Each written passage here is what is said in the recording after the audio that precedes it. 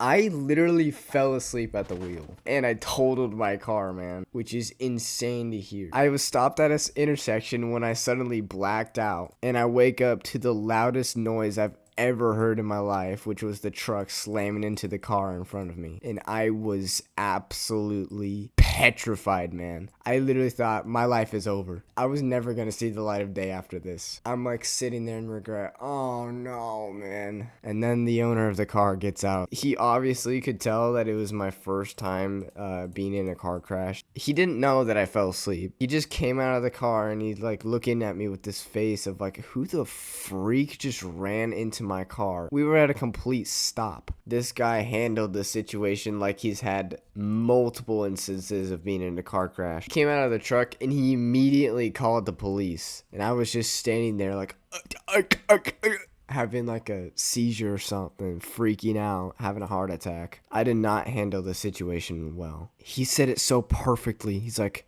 there's been an incident. Incident? I'm like, oh no, he's been through this before. He knows the strat of not incriminating anyone. I'm actually so cooked. After he called the police, he's like, let's go move these cars over into that gas station. I'm like, what a smart man. Because I've never been in one before. We pulled into the nearby parking lot. When the cops arrived, they looked at in the back of the car and then they looked at the front of my truck. I felt so bad. I didn't have any insurance on me in the truck. I had to call my mom to get the insurance. She was like, okay, I'll look for the insurance. 5 minutes go by, I don't get a response. Crap, I don't think I'm going to get the insurance. I call my dad. He's the owner of the truck. I don't get an answer. Crap.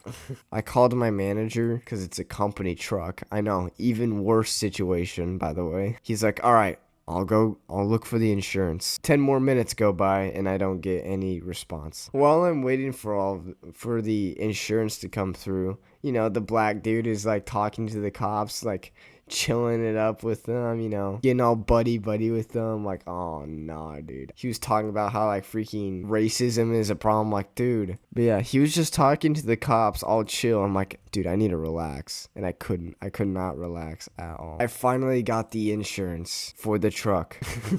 And it just so happened to be expiring in like 3 weeks from then. And I'm like, oh shoot, thank goodness I actually got the insurance before it expired. I got the insurance, so it's on my phone. I take my phone over to the cop and I show it to him. And it's like, oh dude, you're too late. I'm like, too late? He pulls out this paper from the car that he printed out from whatever he had in there. And he hands me a ticket of no proof of insurance. I'm like, what? I'm getting a ticket for not showing my insurance, but it's right here. He's like, you'll argue it in court. So now I have this ticket of reckless driving and no proof of insurance. I finally thought that my day was over, by the way. I thought everything was going to be fine after that, other than the fact that I had to get yelled at by my parents when I got home. And then something terrible happened. I was on my ride home from finishing work, and the front started steaming up. And it comes from just a little bit of smoke to just a ton of smoke. So I pull over to the side of the highway, by the way, and I'm sitting there like, oh no. And I had to call my dad. I knew he was not going to be happy what is going on with the truck. So he already knew that I crashed it. I basically went through like 30 minutes talking to him. He's yelling at me like, dude, what the freak were you thinking? Why weren't you paying attention to the fact that you were falling asleep beforehand? Like, imagine if I fell asleep on the freeway. I literally would have died. So he's finally like, all right, fine. Me and your mom are gonna come pick you up. So I had to wait 45 minutes for him to come pick me up. I sat there stranded on the side of the road. This is like one of those worst feelings too. You just know that they were like out having fun,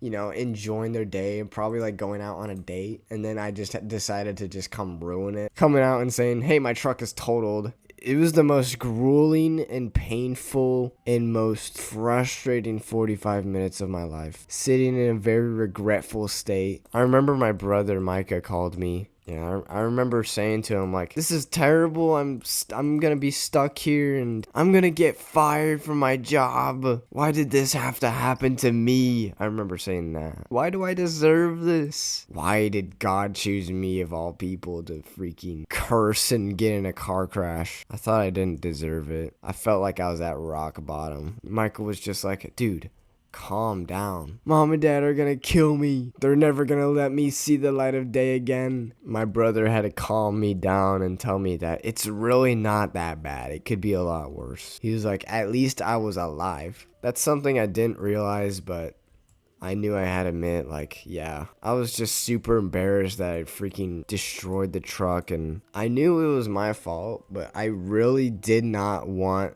the consequences to happen. I remember that. After he calmed me down and I'm like, yeah, you're right. It's not going to be that bad.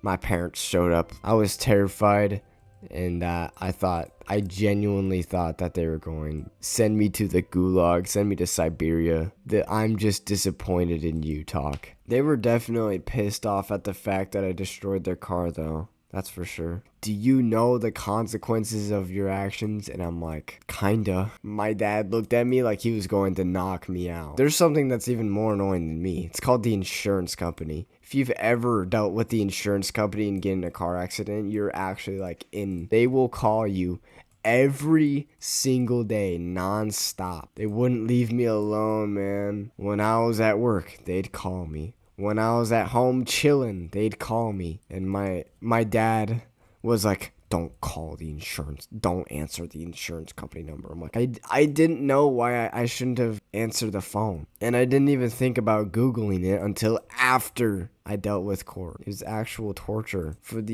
the 30 days up until the day I paid the fine, they would call me. And if I didn't answer, they would leave a voicemail. We need to talk to Josh. We have to ask him a few questions regarding the truck that he destroyed. And every time they called, I went up to my dad and was like, hey, the insurance company called. I'm pretty sure he lost a few hairs from me bothering him about it. Because like every time that I told him about it, he would just get more and more angry at it. Stop mentioning the insurance company. I'm already dealing with a lot with you destroying the truck and having to get it repaired. I'm like, I'm sorry. It was stressing me out. I just wanted to pay the fine and get it over with. And I didn't know when it was coming. I never paid the insurance fine, by the way. It was my dad, okay? The truck was under his name for his insurance. I did have to pay for the ticket, though, which was a whopping $500. Yeah, side note, I work for my dad, so I dented the back bumper in just a little bit, but I'm sure that's a result of thousands of dollars needed for repairs. Now, thank goodness that it wasn't some crazy expensive car. It was an old, like, Honda. But that's not to say that every car crash isn't bad. 30 days after the car wreck, I have to go to court. I show up right when they open, by the way, and somehow there's people lined up. I get in, I grab a ticket, and I wait. Finally, I go up to the desk. I go ahead and I explain to them I was able to show proof of insurance. The cop can vouch for me. So I only had to pay for one of the ticket charges, which is actually pretty good. So $500 down the drain for me. And then God knows how much money going down the drain for repairing the truck and that dude's car with the insurance money. Shout out to my dad for not beating me up when he saw me standing outside of my truck with a steaming engine. I'm grateful to have a dad like him. He was able to manage it really well, even with the additional stress of me bothering him every now and then about the insurance company. As embarrassing as it was, I learned a very valuable lesson that day. It's that if you ever just feel tired, just pull over, man, and take a rest. There is no job as valuable as your life. Putting yourself in danger on the road is not worth your life, dude. I had to learn it the hard way. That's just a little goofy video that I wanted to tell you guys about. So I hope you guys enjoyed watching this video. If you haven't already, please subscribe. I make videos like this every week. And I hope to see y'all in the next video. Peace.